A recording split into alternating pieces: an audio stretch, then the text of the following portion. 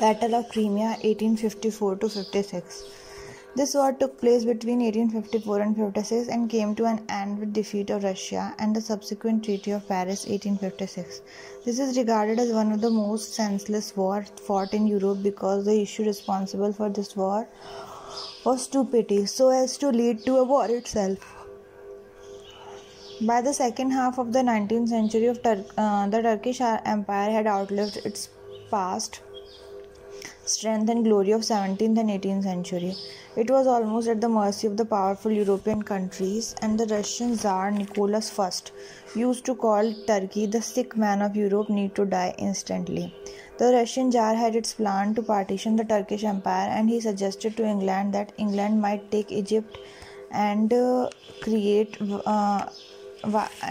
while Russia might be allowed to occupy Constantinople. However, the British government was in favor of maintenance of integrity of Turkish Empire. Therefore, the Tsar's proposal was rejected. Meanwhile, some confrontation took place between the Latin monks, France, and the monks of Greek Orthodox supported by Russia. The Christian monasteries in the Turkish Empire were assured protection by Turkish government, and these monasteries were controlled by Latin monks supported by the government of France. As France underwent a series of political upheavals, the attention of French government was naturally directed toward its domestic policies.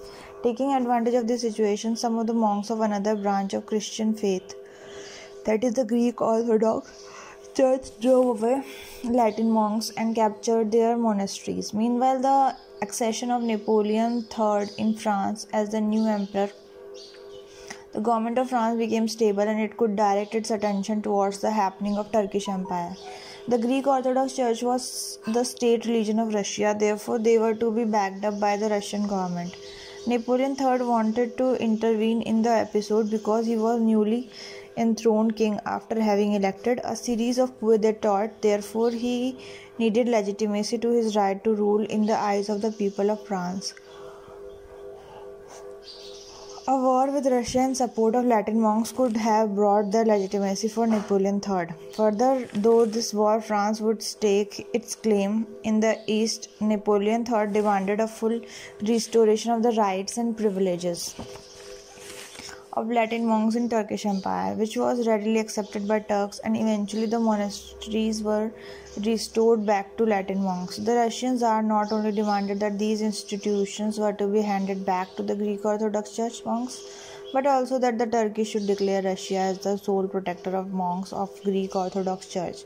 The second demand, over and above issue of control of institution, would give Russia an opportunity to intervene in the affairs of Turkish Empire as and when Russia wanted. So the Turkish emperor consulted the British ambassador, was ready to accept the first demand of Russia, but he refused to accept the second demand.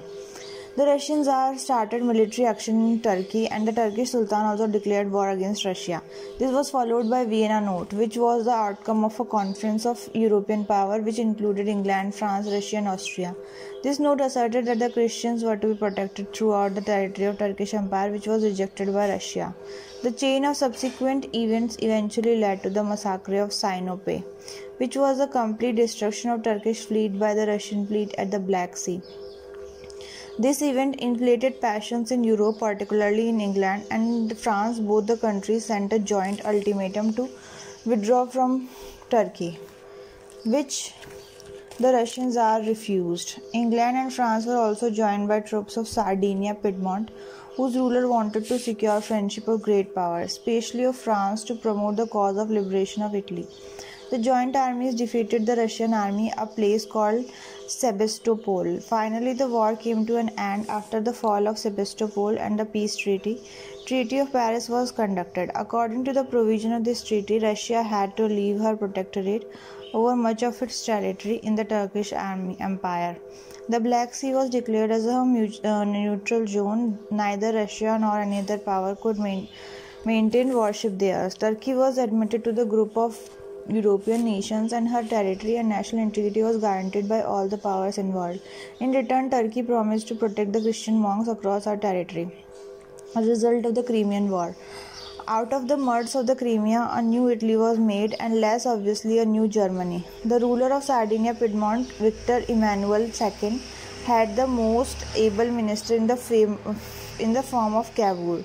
Cavour negotiated with England and France to extend the support of Sardinia Piedmont against Russia, and this he did. Therefore, participation in the Treaty of Paris alongside England and France. In that meeting, Cavour had succeeded opportunities to convince England and France the high-handedness of Austria in Italy on one hand and nationalist aspiration of Italy on the other hand. Without the participation of the Crimean War, Cavour would not get the opportunity, and as the future events take place, Cavour would be successful in getting support of French government at the time of unification of Italy.